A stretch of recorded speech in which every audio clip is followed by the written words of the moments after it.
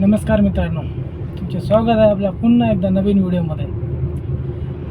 तर आता सकाळचे वाजले 10:30 आणि आपण निघालो आता कस्टमरला जस्ट आता सोडलं आहे आपण.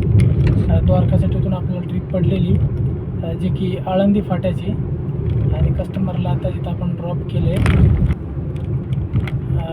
आणि कालचा जे व्लॉग होता आपला ते आपल्याकडनं मिस झालेला आहे.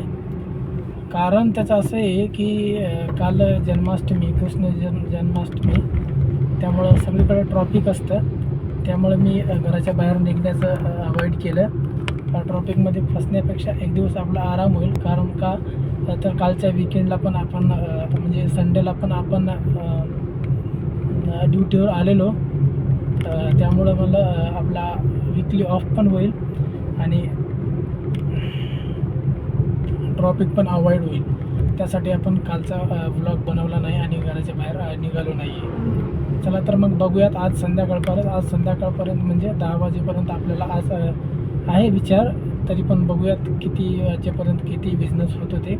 आता आपल्याला घरात म्हणजे द्वारकामधूनच पडलेली ट्रिप आळंदीला सोडली. त्याचे आपल्याला दिलेत 191 रुपीज आणि कलेक्शन केले आपण कस्टमरकडून. आता निघालो आपण आळंदीला. तर मित्रांनो, आपण आहोत आता लोगोमध्ये. लोगोमधून आपल्याला ट्रिप पडलेली आहे शिवाजीनगरची, जोशी मार्ग. तर आपण कस्टमरच्या पिकअप पॉईंटला आलेलो आहोत आणि कस्टमर सांगितलं येतो आहे म्हणून गेटवरती थांबलो आहे मी.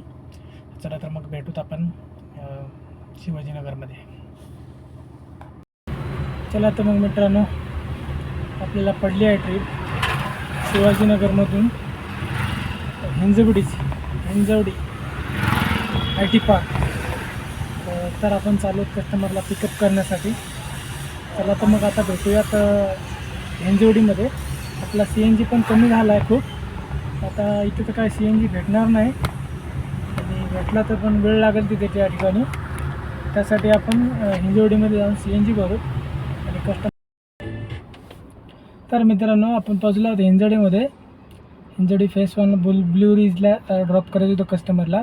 त्या कस्टमरला ड्रॉप करून आता एक CNG पंप आहे इथं जवळच 3 किलोमीटर अंतरावर. तर त्या CNG पंपाच्या लाईनला येऊन थांबलेलो आहे मी. आणि बऱ्याच गाड्या आहेत, 7-8 गाड्या आहेत अजून पुढं आपल्या. त्यामुळं थोडासा अर्धा तास तर लागणच वेळ. 7-8 गाड्या, हो म्हणजे जवळपास 20-30 मिनटाच्या आसपास वेळ लागेल आपल्याला CNG भरून यायला. आणि भेटूयात मग आता ट्रिप कुठली पडते काय नाही त्यानंतर.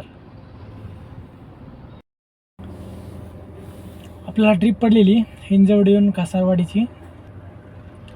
आणि आपल्याला ट्रिप पडलेली हिंजवडीवरून कासारवाडीची. कस्टमरला जस्ट आता ड्रॉप केलेलं आहे आणि थांबलो आहे पुढच्या ट्रिपची वाट बघत. बघूयात पुढची ट्रिप कुठली पडते आणि किती रुपयाची पडची. जी आताची ट्रिप होती 270 जी होती, 13 किलोमीटरला आता 270 रुपये दिलेले आहेत उबरने. सध्याला उबर चांगले रेट देते, त्यामुळं मी आता उबरच चालवण्यावर जास्त भर दिला आहे आणि रॅपिडो. चला तर बघूयात आता कुठली ट्रिप पडते नेक्स्ट. चला तर आपल्याला पडलेली आहे ट्रिप लगेच. आणि हे आपल्याला जी पडलेली ट्रिप नाशिक फाट्यावरून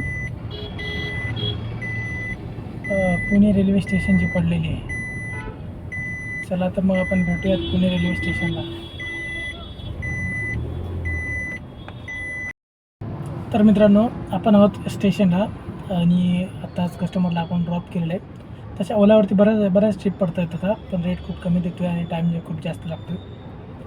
त्यामुळे थोडं थांबलो आहे आता मी. ओला, उबर, रॅपिडो सगळे ॲप चालू आहेत. बघूयात कुठल्यावर रेट चांगला देते आणि कुठं पडते ट्रिप. चला तर मग भेटूयात आपण डेस्टिनेशनला. आपल्याला ट्रिप पडलेली आहे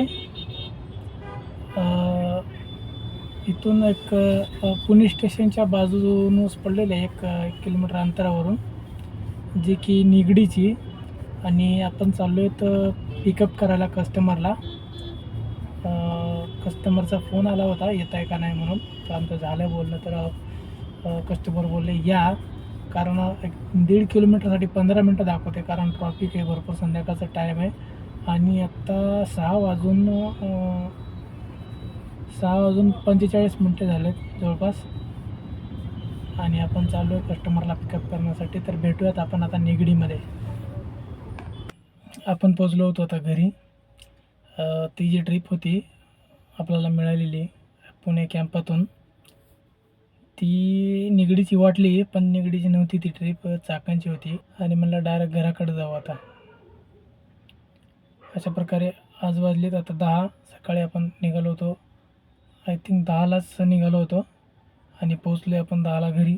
तर अशा प्रकारे 12 तास माझ्या अंदाजानं झालेले आहेत कंप्लीट. आणि आपला बिझनेस पण व्यवस्थित झालेला आहे.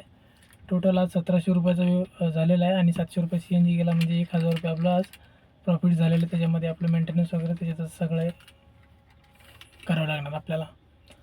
चला तर मग आपण या ब्लॉगला इथंच थांबूयात आणि भेटूयात पुढच्या ब्लॉगमध्ये. तोपर्यंत